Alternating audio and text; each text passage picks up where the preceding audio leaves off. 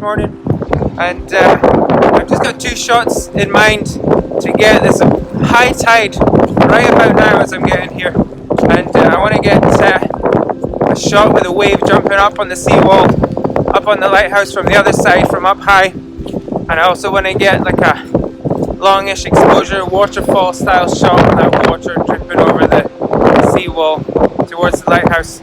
That's the first thing I'm going to do, and it's the first time I've been out for about 6 months for landscape photography because of the lockdown. Last time was at Queen's Ferry, and I've got to say I got a real kick of adrenaline when I drove in here into the location, just seeing this incredible scene.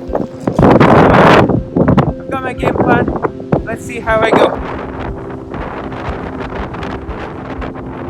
Okay, here's what I'm looking at. I've been in a couple of different spots and I'm kind of like this. I've got the water coming in at the bottom. I'm not as close to that as it looks because I'm zoomed in there, but on the 24 to 70, and I've shot a few different shutter speeds. I want to get 1-2 seconds with the waterfall effect, but now I've come back to about an eighth of a second, quarter of a second, just to see how that is with the water jumping up, and particularly for the movement in the waves, just to get that texture and aggression in the waves. So I'll take a few, I'll let you know how that's going.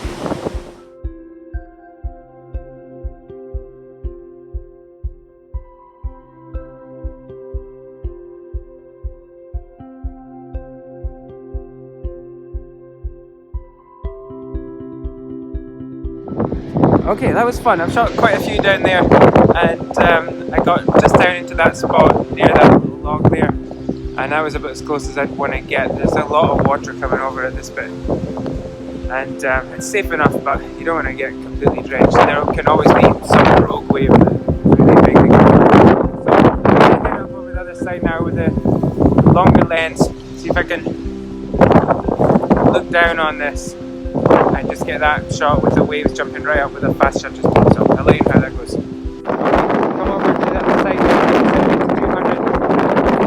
The shot's been down on the breakwater, and I think it's a pretty spot on this side. So yeah, we'll try.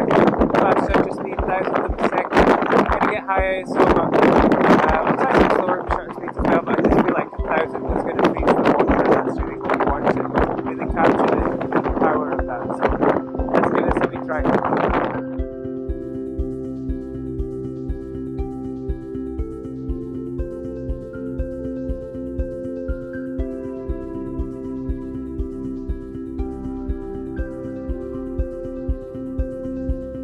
Okay, that's me about done here.